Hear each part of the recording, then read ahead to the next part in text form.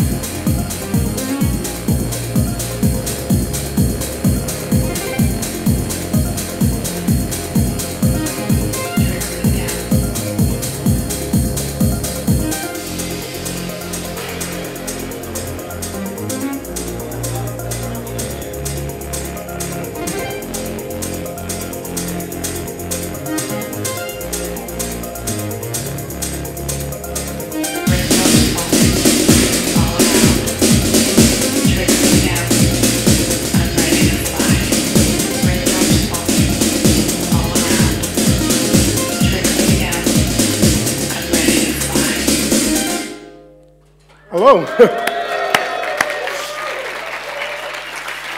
Oké, welkom. Ik ben Lucien Foort, a.k.a. Analog Kitchen. Are there any people in the room that are speaking English? Would you prefer me to do it in English? Yes. Oké, goedenavond. I'm Lucien. Contrary to what you have seen, read, it was supposed to go about modular, but fuck it, I'm not going to do anything about modular because what I want to talk to you about is the aspect of performing live, bringing gear to the stage, and what do you need, how do you approach it, how do you mix it so that it sounds half decent. Half decent is cool.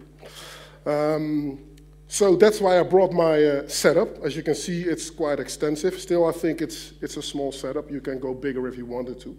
But I want to talk to you about my approach and why I think I like this a little better than just DJing with USB. Or, for that instance, I prefer, when I do a live set, to have my live set be live, non-laptop based.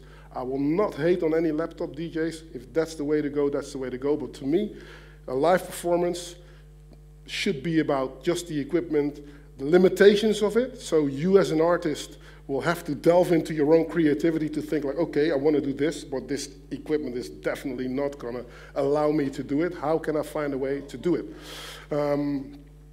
And this is what it is. So I just played a small demo. I was a bit nervous, as I get sometimes, but still it managed to go well. The fun part, what I think about performing in this way, is you surprise yourself, you surprise the crowd gets surprised, so the interaction that you have with your crowd is a completely different situation. Normally, you just DJ and you have a Pioneer set or a Denon set or whatever, you just throw in the record and the record will play for 5 minutes and it goes into the break and everybody just goes like, oh, it's amazing, and then it just goes off. But what if that instance is such a magical part? You would go like, oh, I wish I could have extended it.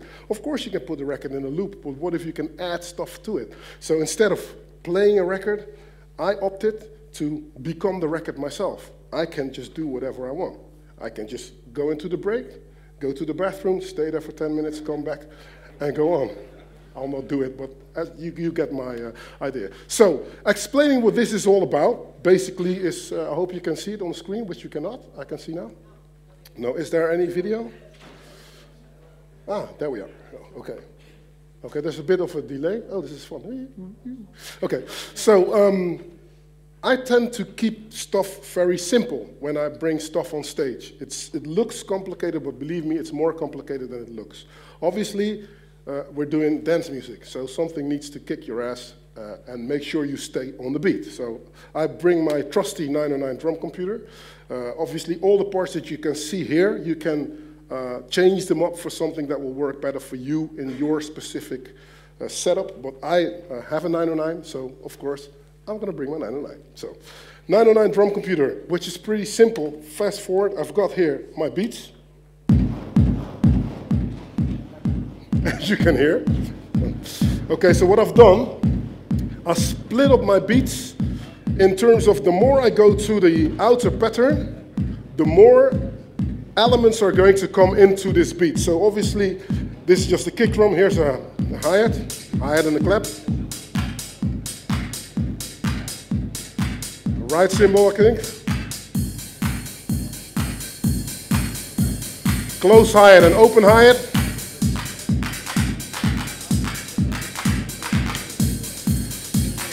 Still more variation.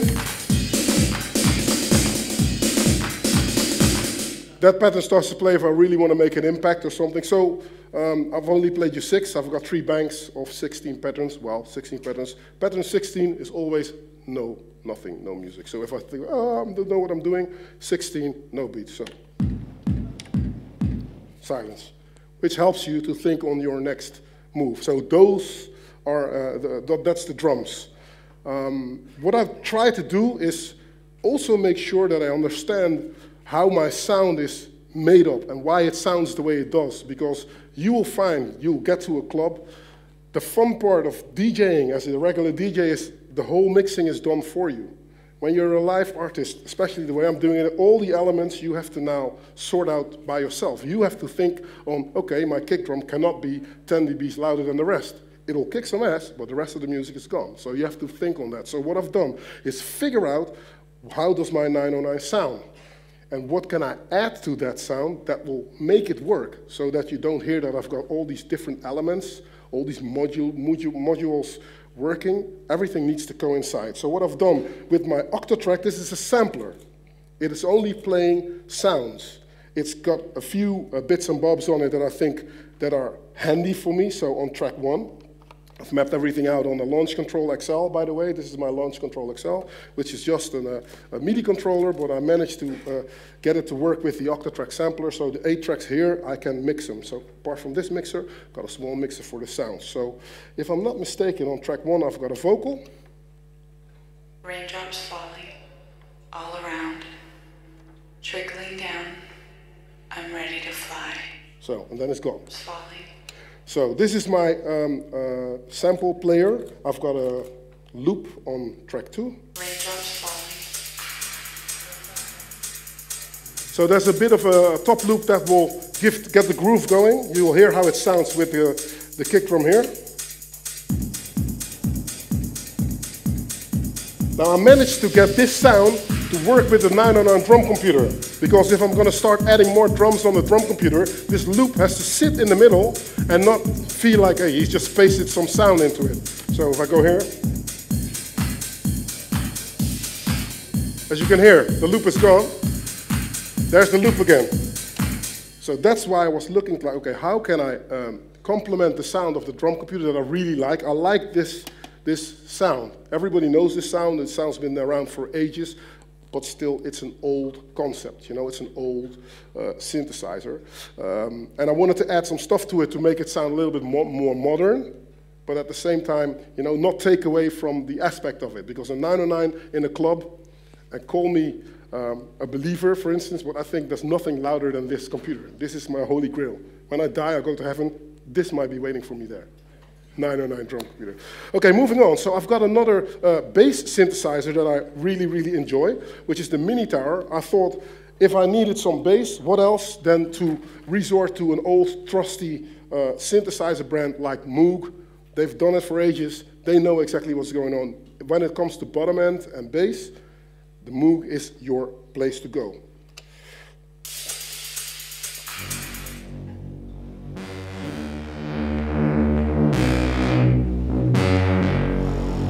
You understand what I mean? You gotta love a Moog bass line. So you want to do some bass in your live set, that's pretty much something you can go like, okay, it's gonna fill the whole bottom end, the whole range is gonna be filled. So bass drum, bass.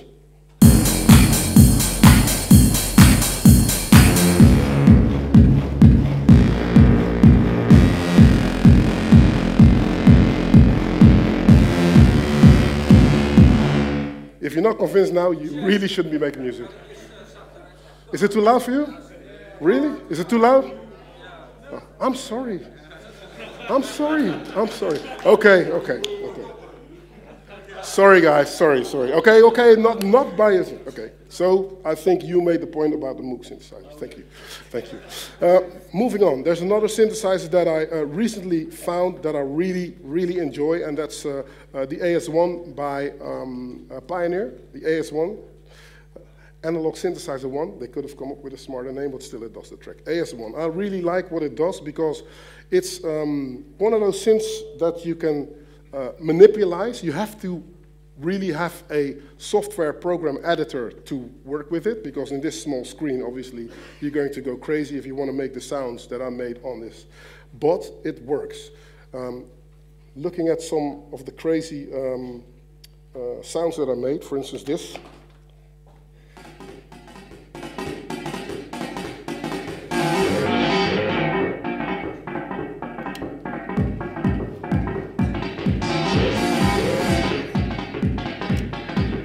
I like what it does, you know, it's got this FM type sound.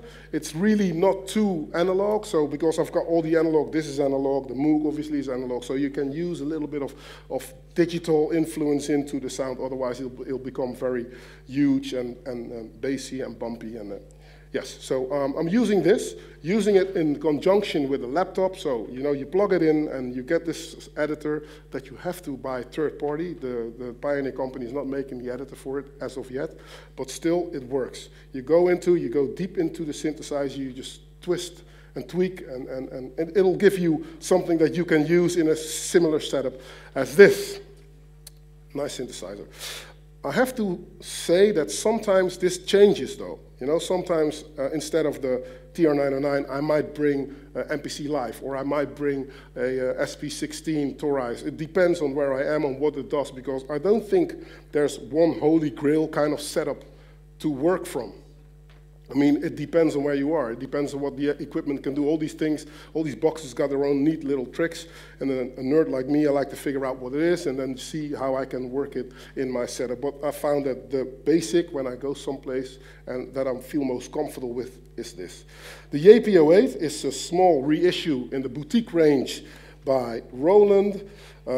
It's a small version of the Jupiter 8. If anybody knows Jupiter 8, think of the Final Countdown, Yazoo, all these kind of samples back in the days. That was the Jupiter 8. This is a small reissue. I can tell you all about it, but I don't know shit about it because I only got it last week, so let's leave it at that.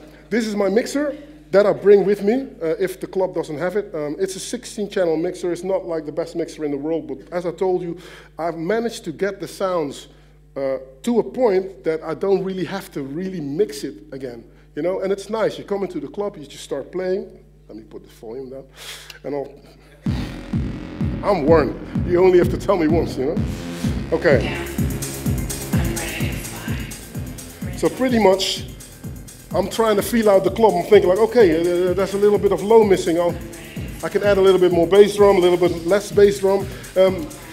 It's just delving deep into the sound and listening to the room where I am and really just structuring the sound the way I want it to be. It's funny because I give a suggestion, so maybe, you know, sometimes I'll think like, okay, I'm gonna put this pattern in, and I just put the pattern in and I open the fader and nothing happens, and I go like, shit, and the crowd goes like, yay, and I'm like, okay. So these happy little incidents, they happen, and they really make for a fun interaction. So for me to make music this way is funny enough new to me, which is not, because this is a way of production way before hard disk recording, way before samplers, way before anything. This was the way to go. You just did it this way and just recorded it on tape. And I was always like, no, fuck that. I'm not going to bring all that gear up on stage. I don't want to do it. And that was hard disk recording. I went like, yes, fast enough computers. I can do everything on a computer. And it's 2018, and I'm hauling all this shit again. So that's what's happening. The funny part about it, what I like about it, is that the interaction, as I spoke to you about, it's really nice. The crowd likes what's happening. They love the interactive nature of it, because you can go to a club and see a DJ there. You don't know if he's playing live or not, or he or she. You presume they play live. Let's say that they are playing live, but still, there's a limitation into what you can do. And I've been doing that for a long time. I enjoy it, but it's mixing in the record, and you're waiting, and you're taking a sip of your drink, and then, oh, mixing. And then you're standing on the other side waiting for another 5 minutes to mix it in. There's a lot of stuff that you can do, but at the same time, I think this gives a little bit more energy. You can just add stuff, take stuff out, mold it together, mangle it together, and the funnest part is to see if the glasses in the bar in the back of the club are not moving, then you're not pushing it hard enough. So, you know, you get to really work with the sound system. And what I also found is that this performing live, it really gave me a lot of insight in terms of my production. The information that I get from mixing it live in a club, you take it back to the studio, you go like, oh, wait a minute. It's not supposed to sound like this or that, or, you know, even with plugins, you know, you get to your idea faster, because with this, there's no distractions. There's no plugins that are fancy looking and giving you the option to do this and that and multi-band compression here. No, it's just on, off. And that rudimentary approach, I really like that aspect of it. So that's the setup. I'll probably take some questions if anybody wants to know anything about it. Yes. What Moog did you say that is? This is a Moog Mini Tower. There was a Moog Taurus, which was a bass computer, if I'm not mistaken, and Moog have compacted everything into this 2 oscillator small box. So you get the Moog sound. Of course, it's not a mini Moog, but still you can hear that if you twist knobs, something happens. You know, and I've got like, I do mixing and mastering at my studio, and then a lot of people come in and they come with their laptop and like, yeah, but I've got like the whole package with the Moog plugins. And I'll go, okay, yeah. So what I do on my laptop, I can pretty much do as what you can do with your Moog synthesizer. And I'll go like, shut up, okay, let's do this battle, you know. Bring your laptop, we put a sound card on it, and you'll see how far you can take it. And then what you find is that the plugins, when you play them in terms of this small box, there's just so much more oomph to it. There's so much more resonance in all the departments. It's just a bigger sound. Does that help you in your production? Maybe not, but I can use one bass line, and that'll be that. I have to really confine it into a space and make sure that it stays there. And what I found with plugins, I'm adding another one, and I'm adding another one, adding another one, because, yeah, for some reason, it's not just satisfactory to me enough. So, once again, big steps, simple steps. This keep your plans simple. Anyone else? You. What's the name of the device you're using to trigger the 908? I'm using a multi-clock. Now, this is something I find very, very smart. For some reason, somebody should have come up with this stuff ages ago. Why? Because this drum computer derives from 76. The Octatrack comes out 2015. Still, the MIDI implementation charts are online. Everybody knows how to work them, but for some reason, they don't really talk together. So if I would plug this machine into this machine, this is going to be late. There's always going to be MIDI lags. Now, what I found is that a small company, Erfindingsbureau Meyer in Germany, makes this machine, which is a funny machine. It's literally a clock, that's all it does. So it's an on-off clock. You play it, but listen to what happens. Yes, here.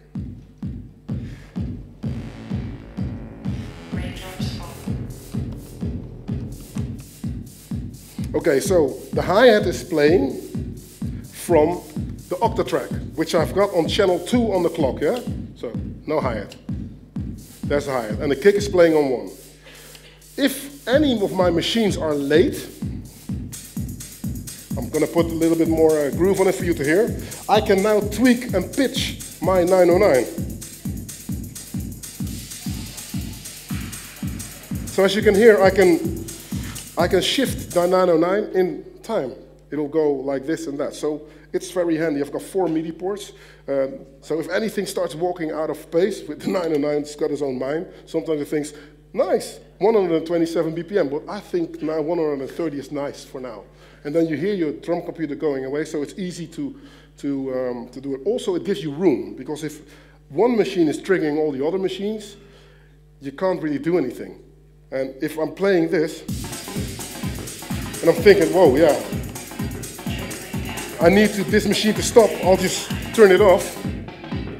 I'll play with another machine. And I think, okay, let's start that machine again. Here we go. This one stops, the other one starts. So a very smart machine to give yourself a bit of space.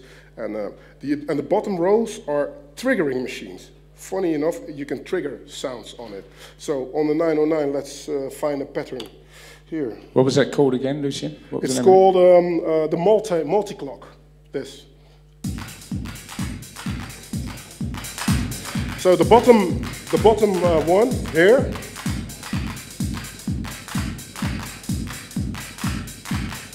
So it gives a shuffle to it.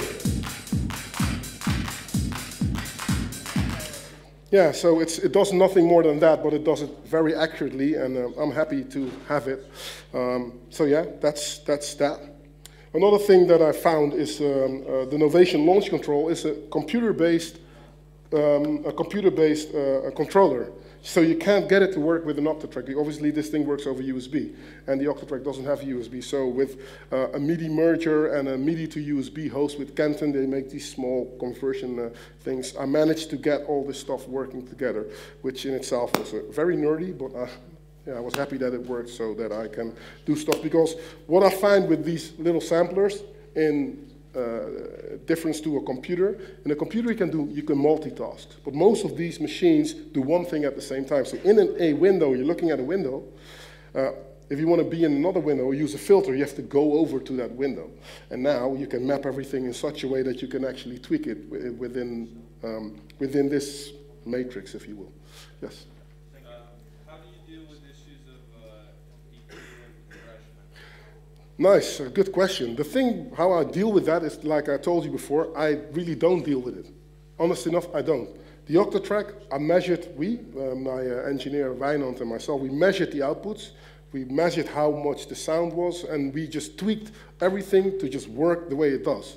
So I don't have to use sidechain compression. The 909 will work with the Mini Tower and will work with the Octatrack, I can assure you that. It might not work with another synthesizer because we tried them. There were a lot of synthesizers that were really, really cool. Didn't work for some reason. So what I've done is really listen to what the sound is and work my way around it, you know? Compression, yeah, it depends. You know, if you're not loud enough on your master, nothing really happens.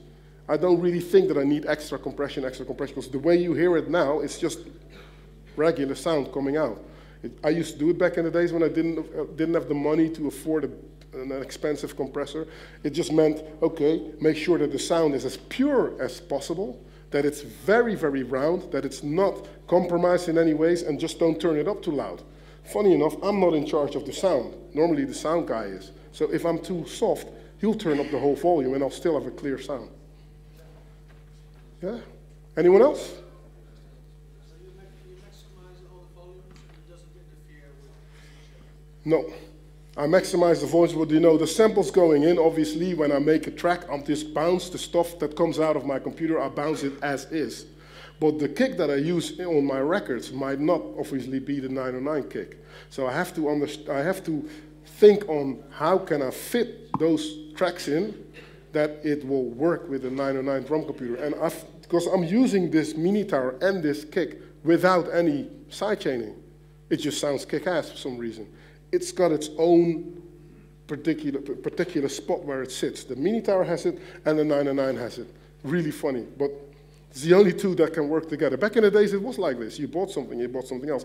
You wasn't going to buy another big mixer and a compressor and you just bought these two things and you made it work. All the old techno records were made like this, mixed out of a DJ mixer even. You know, they had all these mixers that they used with no EQ.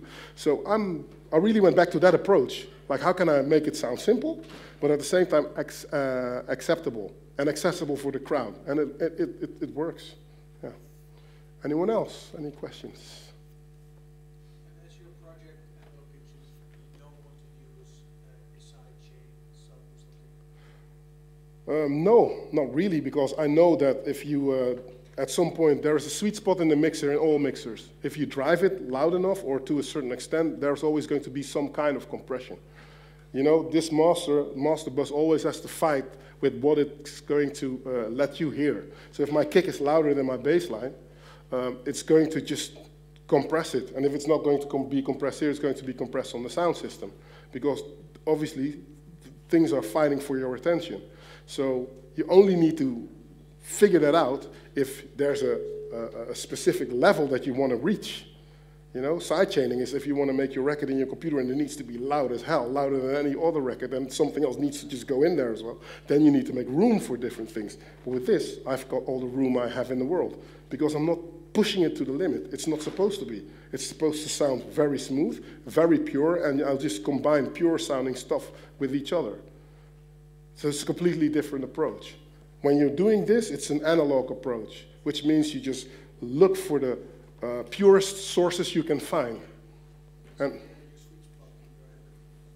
my sweet spot depends. It depends every time. If I go into a club and the club is very heavy on the mid-range, then obviously I need to focus on the loops. But I'd rather just level it up because in my capacity as sound engineer, I find that if I have to EQ and compress, most of the time it's taking out mistakes that happened during production. So if I have to equalize something away, I have to take stuff out that is not supposed to be in the way of something else. Going forward with this, I'll try to avoid getting into that predicament. I don't want to be there. I don't want to be in a position like, oh shit, okay, this bass line is really eating up the bass drum. You know, and sometimes it takes a while. You have to get used to the room and room to the sound, and it takes a while to get into the sound system, and sometimes the sound system there is amazing, and for some reason the promoter was cheap and he put like this shit-ass monitors there. You have to go like, oh, okay. So it takes a while to get into it, but you'll feel what happens. You know, if you're doing this for a while, you know exactly, okay, I feel what's going on. I feel how I can manipulate the sound in such a way that it will work for me. And it's a task, and sometimes you have to grow a pair of balls to do it live. But once you get a hang of it, it's a completely different situation than it's nice, it's cool. And you couldn't get close enough with sound escaping on the PC, samples and things? You can, but the thing is that you have to understand the difference between analog and digital. I mean, I'm not going to say one is better than the other, but what I found is that that analog sounds they have this imperfection to it that we as imperfect people adapt to. We like it. You know, everybody goes like, yes, CDs were cleaner and vinyl is better. Vinyl is not better. The recording on vinyl is exactly the same. But what you have to understand is that the fabric of the vinyl in itself carries as a material a certain frequency that in the music brings up a certain warmth or something you can't explain. Same with analog photos and digital photos. There's something that's there that instantly goes like, ah, but what is it? You know? And that's the same with this. There's an imperfection, transients that will come up out of a bass drum, come up out of this, that will fill my frequency spectrum in such a way that, okay, if I will measure it, it might lack the frequencies needed to really be this high-end sonically approved sort of like sound, but the imperfection makes it work. And it makes your brain go like, yeah, because you cannot fathom it, you'll go for it. If it's too perfect, you'll not like it. What book would you like? Any book that you can step into the lead role player and think like, yeah, I understand what's going on. Those are the books you like the most. Those are the films you like the most. If it's perfect, you go like, that's nice. But then it's either nice or not nice. You can't get the fantasy of it. And that's what I like about the analog sound. It gives a little bit of a fantasy in order for your brain to just do something else. So you tried it, it didn't satisfy you? No, well, obviously I'm not an idiot. If I go into the studio and I'm going to make the music, I'll record everything into the computer, because the next day if I'm stupid enough to drink a lot and my ears are not working and I fucked up the mix, I don't want to do it all over again. So I'm a hybrid producer, obviously. But when it comes to sound sources, I'll always try to go for the purest sound possible. I'd rather have a bass line to be this big, or even if I need this, it's better to go from this to this than from this to this. And I hear a lot of records that people beefing up and adding stuff, and you know, it doesn't work. We're grown accustomed to it, and we don't really know that we're listening to it. But for some funny reason, I found that if I'm performing this live, everybody goes like, oh my God, it sounds so loud. And I can physically show you that it's not louder at all. The Pioneer set is louder, but I have more transients, so I've got more dynamics. And because I've got more dynamics, you feel as if it's louder. And I think you should always strive to have your production do that. But that's my opinion. I mean, you can disagree with it, but it helps me to just, because I think when you look at making music, you guys have to agree. How many of you make music here in the room? Be honest with me. Making music is fun for 5 hours. And after that, it starts to become a job. Yes or no? After that, like, oh, this bass drum again, this bass drum. Ah. So the first 5 hours, you need to get your idea there fast. Would you like to tweak and tweak and tweak until your ears are falling off? Or would you like, fuck this bass line, dude, boom, next. Because if you get there faster, the whole process is fun. The whole development of you as an artist will come faster, and you're not running around like a little rat in a fucking wheel. You're just making music, which is... I agree with you. I was wondering if you explored the possibilities. I did, because I did, of course, and I do still, because there's a lot of stuff that you can do with digital. It's become a lot better. I don't want to stand there being like old-fashioned, oh, digital is bad. No, it's not. It gives you opportunities, and there's a lot of stuff that you can do with the computer that comes close to it. I had this small TR-09. A few weeks ago, a friend of mine brought his over, and I just couldn't resist to do a comparison, like what's going on here. And I listened to the sounds, and I heard what was going on. I thought like, okay, nice, it's cool. You can hear it in a certain aspect. Sometimes the hi-hats, when you go high up, you can hear it, and the bass drum, when you tweak certain knobs, it's close. But still, you know, it was lacking a little bit, but then again. You can't take mine? Look somewhere else. Any more questions, guys? You. Oh, you are very smart. Yeah, I was lazy to connect it. What I usually do is, because this, as you might have seen, there are no effects here. You know, there's no yellow blinking button for white noise and gates and everything. So what I do is, usually, I'll stick another pedal on here with reverb, and then I can press some reverb and take the kick out, and I'll just build up washes of reverb, and then I'll just turn it off. That's why the pedal is there. We're not supposed to see this pedal. Let me get it away. But that's how I usually do it. I'll just bring the pedal along, because you have to understand, changing patterns and changing your beats and everything, you know, it leaves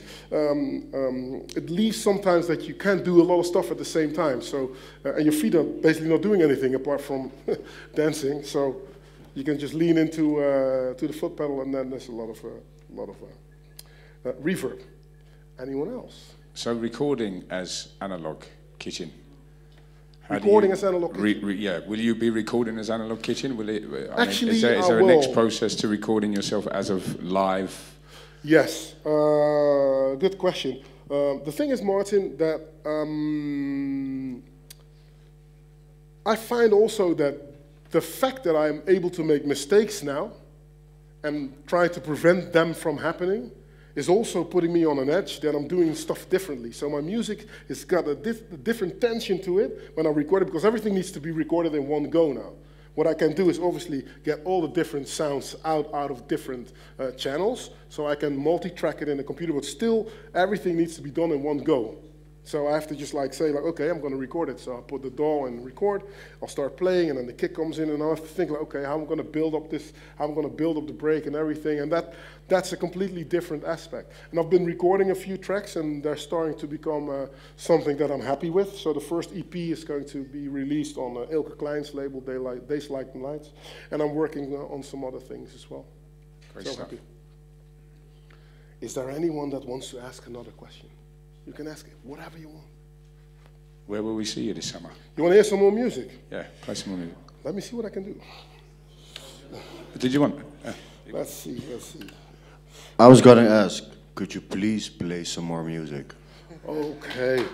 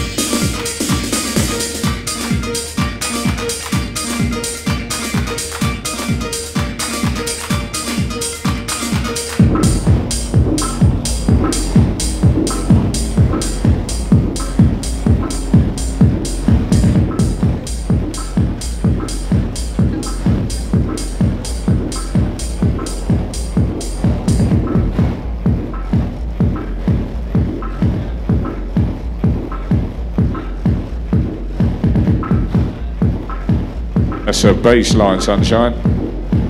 That's a bass line. Yeah.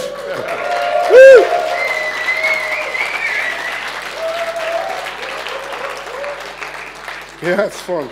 It's fun. You know, I like fiddling about with it. You know what I mean? One sec. Let me come into me. Do you always use the same key? No, I don't actually, because when I switch from a pattern, I find that the next pattern is going to be the next song, basically. So it depends on what I want, you know. In this particular part, let me get like, okay, let's find this track to see what's happening.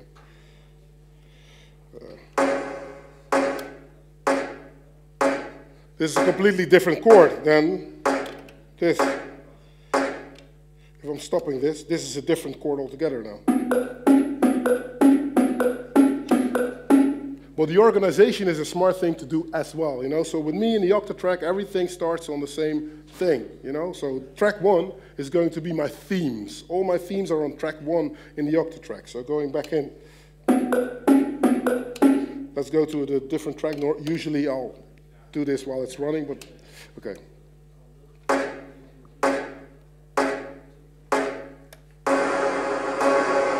I put a lot of reverb on it, so there's reverb on the sound. So if I go in to the next pattern, I can just go in.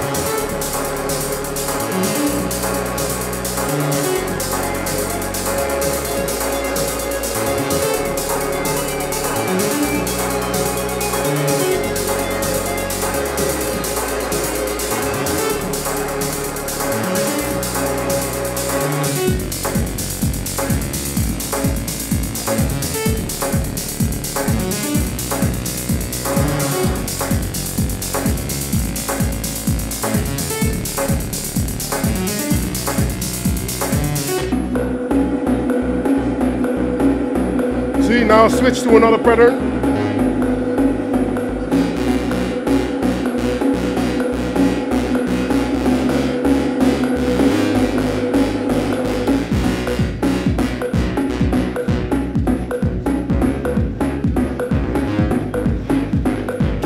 So you just switch up and you just go differently.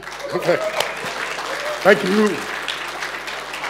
So basically, you know, what I do is like, you know, on the first one in the Octatrack here, it's always a theme. Yeah. So when I switch, I don't have to think about, everything is going to start, you know. So I'll turn stuff off, switch over to that part, fool you into that the sound is bigger than it is with the reverb, and then when I take the reverb out, I'll just kick my drums back in, and that's how I start building it from there.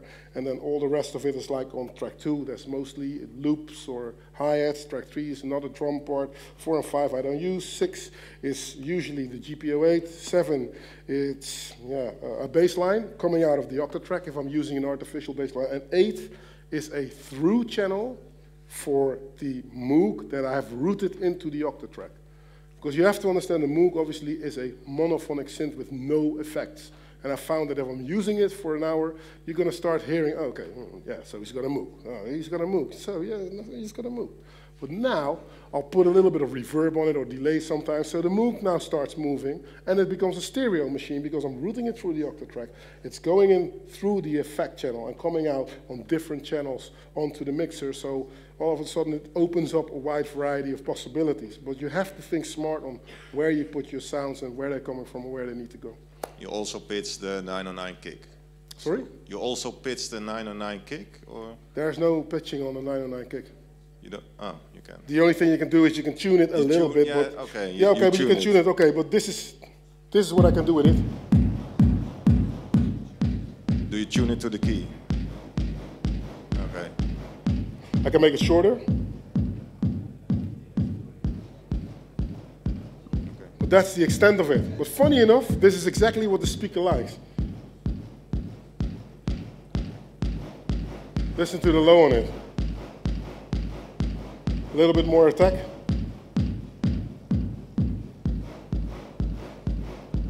I like the fact that it's... so there's no high, low pitching and stuff in there, but what it is like you can, you know, structure a little bit of certain parts of the sound. Again, it's not giving you a lot of options, but the options that you have make for you to think out of the box. You know, if I'm doing a deep bass line or I'm doing a lot of percussive elements, let's say I've got like, let's see if I can, oh yeah, this, for instance, this sound. Yeah, let's go with this sound, yeah? For this sound, I don't need a very low-driven bass drum. I need a bass drum that just helps this sound to go forward. So like this.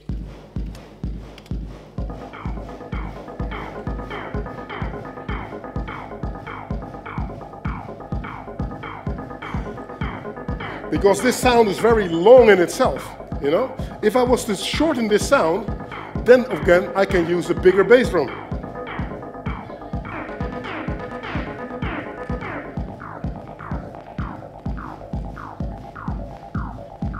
You hear what I mean? Again. I'm back. So do you understand how the equalizing works on an analog system? You're going to completely look for different sweet spots in what it can do. How long did it take you to find this out for you? 2 years. 2 years. And not me only. I did it with Wijnand, with my studio technician sitting over there with the DC cap. Raise your hands so everybody knows you're there. Yeah.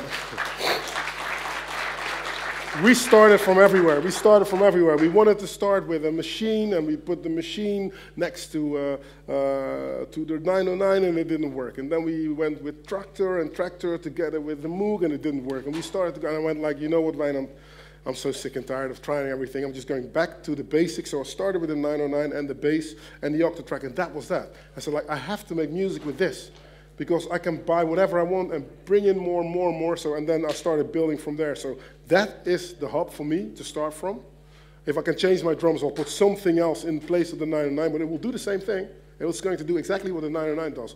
Nothing else is going to do. Drums. That's it. Yeah. So that's basically how I managed to find out. Remind us again exactly what you're using now. For okay. So once again, for drums, 909 drum computer, anything that just makes drums.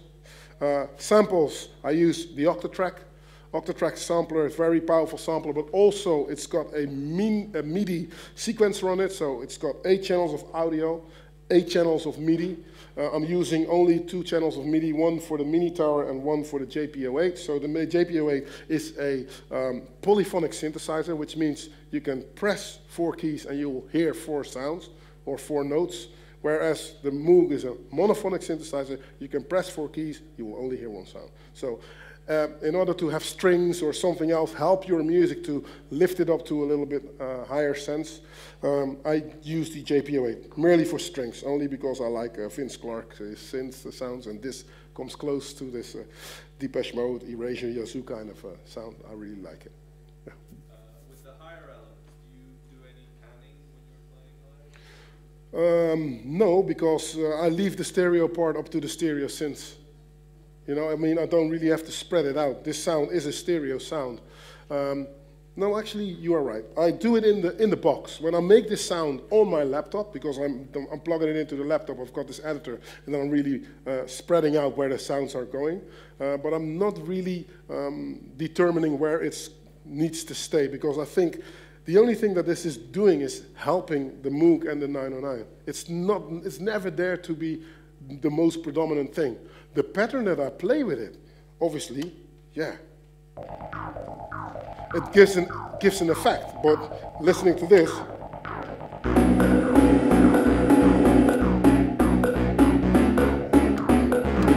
you hear it? There's a difference in amplitude. This is always going to be softer. So if I use this, the panning is going to help you hear where it comes from, but it's not the boss. The boss are the things that you need to dance on, and in my opinion, those are always the drums and the bass. Anyone else? Any questions? More music. Okay, yeah, I can do one more. One more question. See, if once somebody says more music, somebody goes question.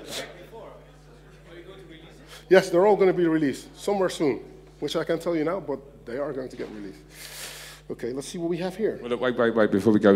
Ladies and gentlemen, dames and herren, please make some noise for Analog Kitchen, the one and only Lucien Foort. Play the rhythm.